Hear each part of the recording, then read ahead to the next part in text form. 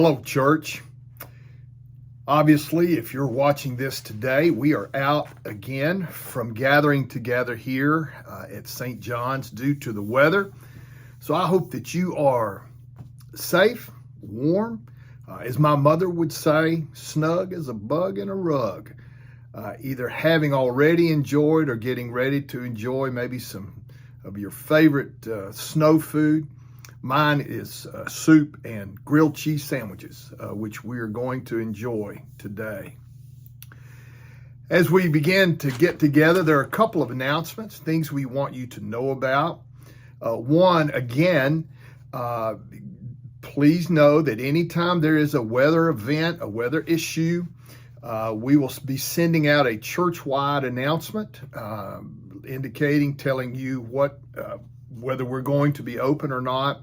It will also be listed on WRAL as they scroll across the bottom. So just keep up with that. You can also check in with any of the church leaders, any of us. We'll be glad to have a conversation with you. A couple of announcements, things that are coming up, things we want to be thinking about. Youth are going to be returning to Passport Camp this summer at Converse College in Spartanburg. Those dates are July 5 through the 10th. If you have a youth or someone in your that you know is interested, please contact Justin to get information on that. Also, we've been hearing a little bit about, hope the weather cooperates, the Cultivating Belonging Conference. It's a morning conference, about 8:30 to 12. The church here, St. John's, has already paid for it. We encourage you to pick up the information piece out front in the vestibule. Looks like this, which has all of the information, has the list of the conferences that are there. Given that our church is moving forward, doing a number of things related to growth and how we want to move forward in our community, a lot of really good information will be shared that day. We encourage you to be a part of that. If you have any questions, give me a call. I'll be glad to talk to you about it. Third thing, many of you over the last year and a half have from time to time mentioned the former food pantry at Wilson Temple. And maybe seeing how we could re-engage that if that was going to come back. Well, a plan is in place. The Oberlin Road churches have been meeting and talking about that. And actually, a couple of weeks ago, I thought we were meeting to kind of put some things in place to think about a date and a re-engaging, but they actually came up with an event and a date. That date is March the 7th. We're going to be distributing food from 10 to 12. That will be here at our church. We discovered that our front driveway is actually set up the best to handle the traffic and to handle the distribution. There will be more information, but our church is providing space, a few tables if needed. Other churches are providing publicity, the necessary supplies and those kinds of things. You'll be hearing, we'll be collecting some food to put in bags, and then as people just drive up, drive around, we'll hand those to them.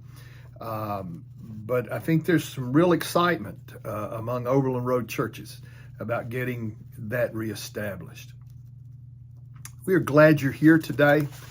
As a staff, we've put together not quite a full worship service, obviously, what I would call a Vesper type service.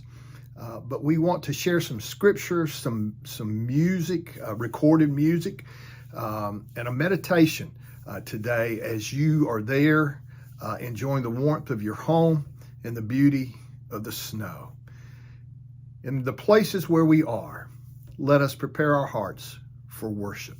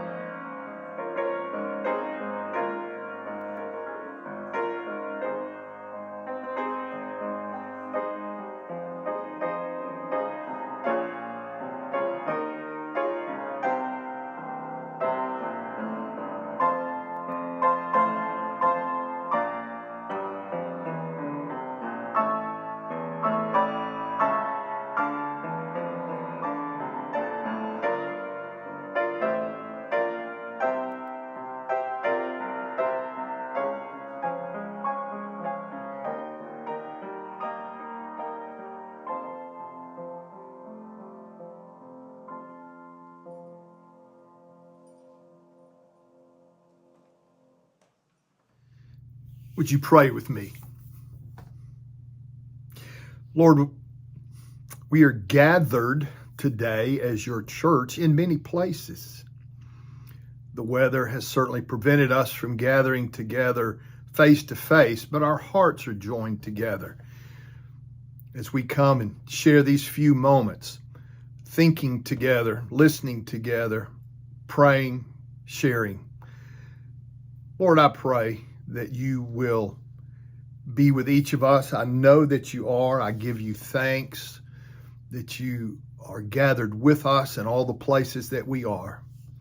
And so today, as we worship a little bit differently, accept this worship. And in the midst of while we are individually in different places, may our hearts be tuned as one into your presence with us. May our ears be open to hearing what you have to say to us today.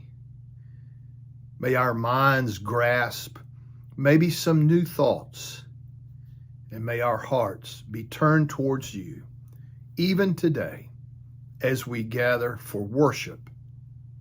We pray this in your name. Amen.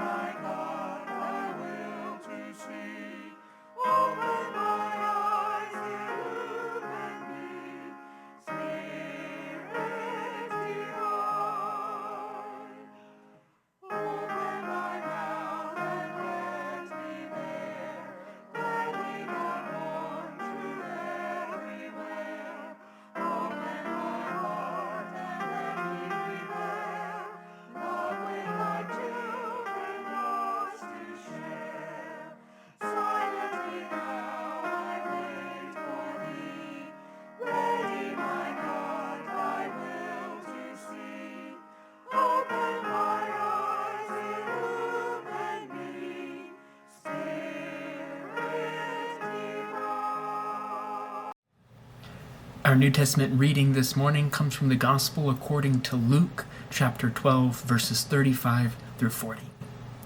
Be dressed for action and have your lamps lit. Be like those who are waiting for their master to return from the wedding banquet, so that they may open the door for him as soon as he comes and knocks. Blessed are those slaves whom the master finds alert when he comes. Truly, I tell you, he will fasten his belt and have them sit down to eat, and he will come and serve them. If he comes during the middle of the night or near dawn and finds them so, blessed are those slaves. But know this, if the owner of the house had known at what hour the thief was coming, he would not have let his house be broken into. You also must be ready, for the Son of Man is coming at an unexpected hour. These are the words of Scripture for us today. Thanks be to God. As we prepare to pray together this morning, I want to bring a couple of new or updated bits of information about some of our members. First of all, remember Jeff. He originally had his neck surgery scheduled for March 9.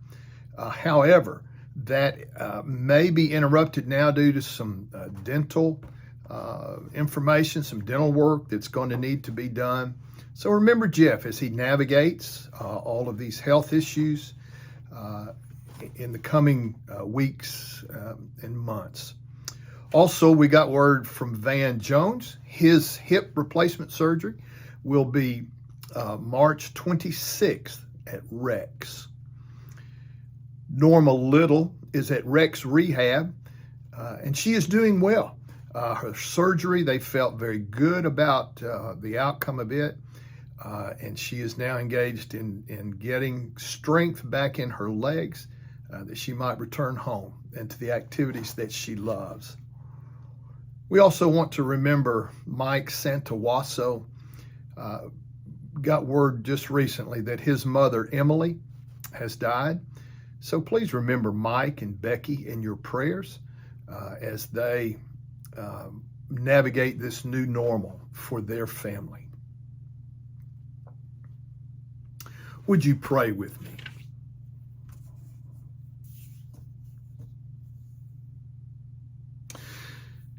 Lord, today as we gather via the internet, we are talking about waiting. It is something that we spend an enormous amount of our days and time doing, and very few of us really like waiting.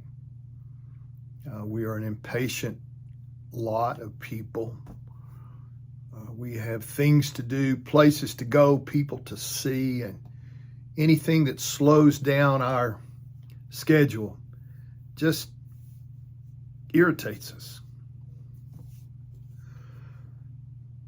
But Father, we all realize that there are things outside of our control that make us wait. And especially things that are important to us. Our lives, the lives of our families, our livelihood, medical news, things that sometimes we have to wait on that create such anxiousness in us. And we grow impatient. And especially, God, when we discover we're waiting for you. Sometimes, Father, those days can feel long, and our hope sometimes feels thin when we are waiting for something to change in our life, for something to happen in our life. And so far, it just has not. And so strengthen our spirits when we encounter these times and we grow weary from waiting. Calm the storm when our minds run ahead of you and envision all kinds of things that might or could go wrong. Give rest and healing to our exhausted bodies and to our minds. And remind us today, God, that even in the stillness of waiting, you are working, weaving together that which we cannot yet see. So, Lord, calm and guard our hearts and minds as we wait on you. And Father, let our waiting not be wasted. Fill this space with gratitude for what is already here. Help us to discover and see beauty in the small moments and joy in the journey, even before the outcome and the answer arrives. And Lord, grant us peace as we navigate through these periods of waiting. Help us to remain calm and to trust in your plan, knowing indeed that you are in control and that you love us. This we pray in the name of Jesus the Christ. Amen.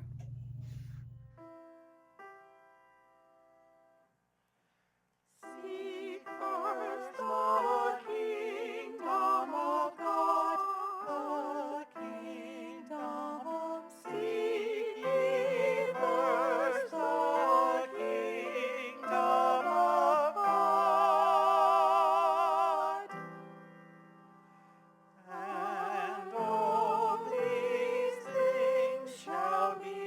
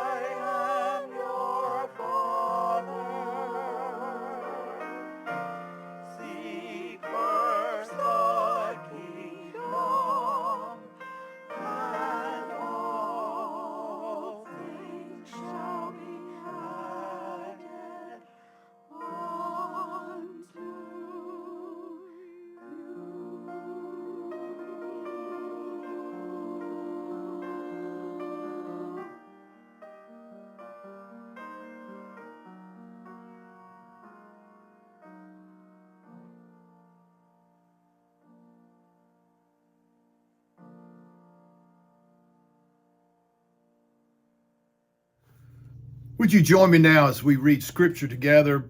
Take whatever Scripture you have there in your home. Join me as we'll be reading from the prophet Isaiah, a well-known passage, chapter 40, verses 27 through 31. Hear now God's word to us. Why do you say, O Jacob, and assert, O Israel, my way is hidden from the Lord, and the justice due me escapes the notice of my God? Do you not know? Have you not heard? The everlasting God, the Lord of the Creator of the ends of the earth, does not become weary or tired. His understanding is inscrutable. He gives strength to the weary, and to him who lacks might, he increases power. Though youths grow weary and tired, and vigorous young men stumble badly, yet those who wait for the Lord will gain new strength. They will mount up with wings like eagles. They will run and not get tired. They will walk and not become weary. This is the word of God for us today. Thanks be to God. Having spent most of my time in ministry up to this point in churches located in small bedroom communities next to larger cities, it has been an interesting journey here at St. John's Baptist, learning how ministry works in a large urban setting. Again, most of the time in the other places I have served, it would take 10 minutes or less to get to the office, and no more than 20 minutes to go visit the member who lived the farthest away from the church. Now, hospital visits did require a little more time since they were located in the larger cities. So what has been the most interesting thing I have encountered here in Raleigh to this point that is different from my other ministry locations? Well, I have to be honest and talk about waiting, especially in traffic. Seems we all spend a lot of time waiting. One survey came up with these numbers that Americans wait on average 20 minutes a day if they're riding public transportation. They wait 32 minutes at the doctor's office, 28 minutes if you go to the airport, 20 in the security line, 21 minutes for a significant order to get ready to go out. That translates yearly into 13 hours or 43 days of our life waiting on hold for on the phone, customer service, waiting for somebody to answer a question. We wait 38 hours each year in traffic. Unless you live in a big city, read Raleigh, and then it's closer to 50 hours a year you spend with your dearest and closest friends. Human beings over their lifetime spend approximately 6 to 9 months of our lives waiting. That may not seem like much on the one hand, but then that's 6 to 9 months of doing nothing. We complain, we gripe, but in the end, we wait. I find it interesting then to have discovered how often the concept of waiting on God is mentioned in Scripture. Psalm 27:14, wait for the Lord, be strong, take heart, and wait for the Lord. Psalm 130, I wait for the Lord. My whole being waits for the Lord. Luke chapter 12, Jesus telling one of his parables, he says about waiting, be prepared to keep your lamps lit, For you are like people who are waiting for their master to return.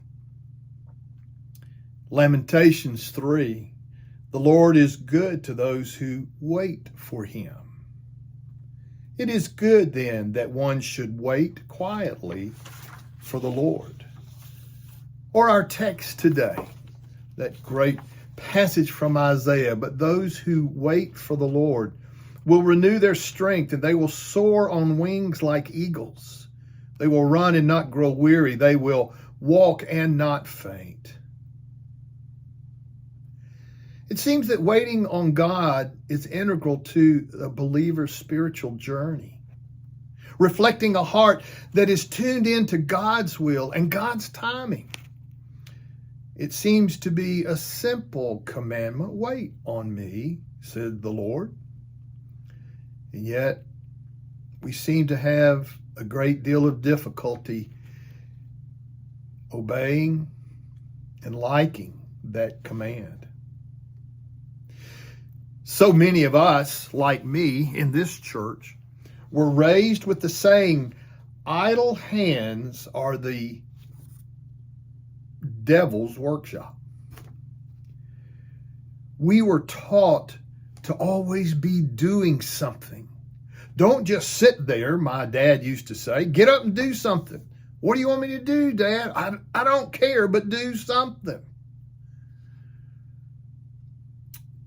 The writer Frederick Buechner, though, wrote that waiting, he thinks, is the primary thing that we do as the church.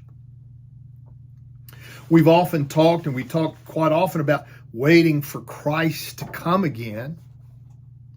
And in the space that we call our sanctuary and the services that we have there in silence and the prayers and the music and the voices, among the candles and the altar and the ordinances, in worship we speak to God and speak about God. But then we work hard to listen for God. And in all of that, we are waiting for God to respond. Waiting on God in the Bible conveys a profound sense of trust, patience, and reliance on God's timing and God's provisions. Concept, the word here in Isaiah, those who wait, is the Hebrew word quavah, which means to look forward to with eager expectation. Doesn't sound very much like I wait in traffic around here. Waiting on God signifies a deep-seated confidence in God's rule and God's goodness. Waiting is a call to remain faithful even when the waiting becomes long. Because even when it's hard to see, even when it is hard to wait, we must always be aware from the biblical stories that God is always working behind the scenes. One of my favorite stories is the story of Joseph, kind of strutting his stuff there for a while until his brothers drop him in that hole and sell him off to Egypt. And we're thinking, man, he's done. What future does this guy have? 17 years later, he is reunited with his family and actually becomes the salvation for his family and subsequently the nation of Israel. Abraham, decades waiting for the promise of a son. Israel, centuries waiting for the promise of redemption coming out of the exile. And even though it was only 3 days, I cannot imagine what those earliest followers of Jesus felt like in waiting to discover resurrection. The one thing we need to remember as we read all of the biblical stories is that one particular story, an individual story, is never over. God is always working. Sometimes he has to work around other people's obstinance and disobedience. But God is always working. So we wait. But waiting for God is not a passive thing. It's not a case of twiddling our thumbs or playing games on our phones. Paul tells us that we are Christ's body. And so the hands and the feet that God has in the world are our hands and feet. How do we wait for God? Well, we wait for God by being those hands and feet. By trying to be Christ to those who need it. To bring them hope and encouragement. And sometimes we're the one who needs that. And so as the body of Christ, as I've said, sometimes we will believe for you. We will have faith for you. We will have hope for you when you're finding it hard in the waiting. And as we learn to wait patiently, God does something wonderful in us. Because God is always working in us. And as one writer said or phrased it, waiting for God is not about what you get at the end of the wait. It's about what you become as you wait.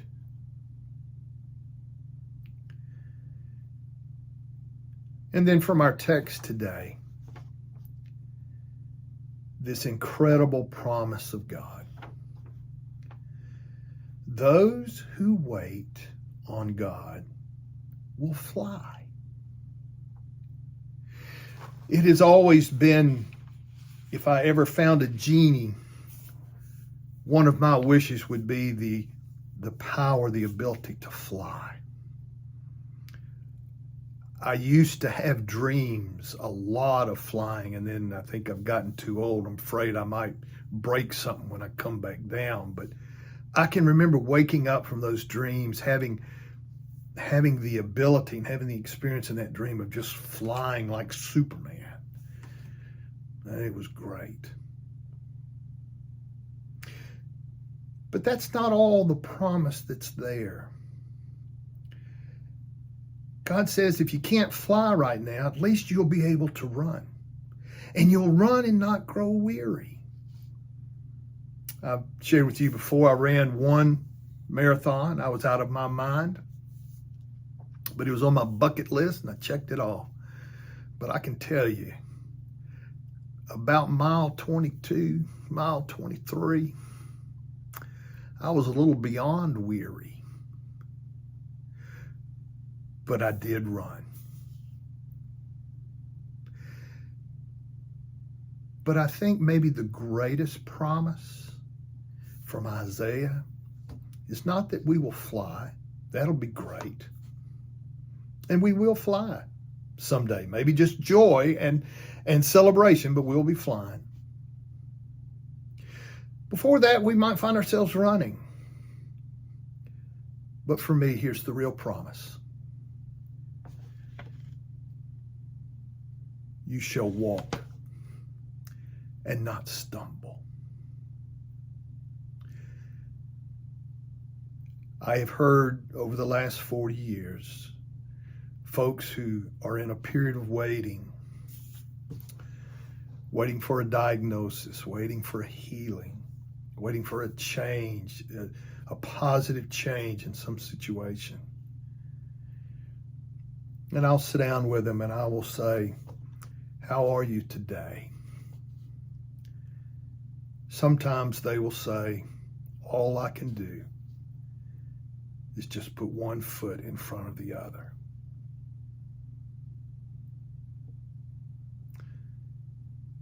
That's the promise of God. When you can't fly, when you can't run, when you're in that period of waiting, remember, putting one foot in front of the other, is the presence of God with you. Thanks be to God.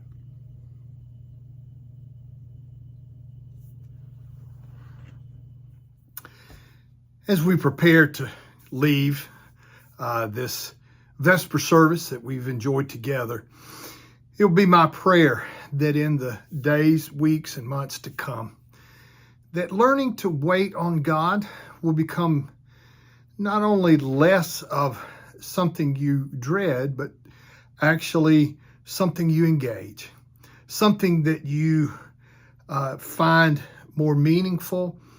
As our friend said, not so much for what we get at the end of our waiting, but for what God will do with us as we wait. How God will develop us and grow us and help us with new insights and new thoughts. The great thing about being in a family of faith like St. John's is that we can wait together. We can share our struggles, share our joys. When the waiting is finally over, we can celebrate, but we can journey together. Some days knowing that all we can do is put one foot in front of the other. Some days we'll be running, and we will all look forward to the day when we're flying in our faith because of Jesus Christ and our gathering together. May God bless you today. Be safe, be warm. We'll look forward to seeing you in face soon. Bye-bye.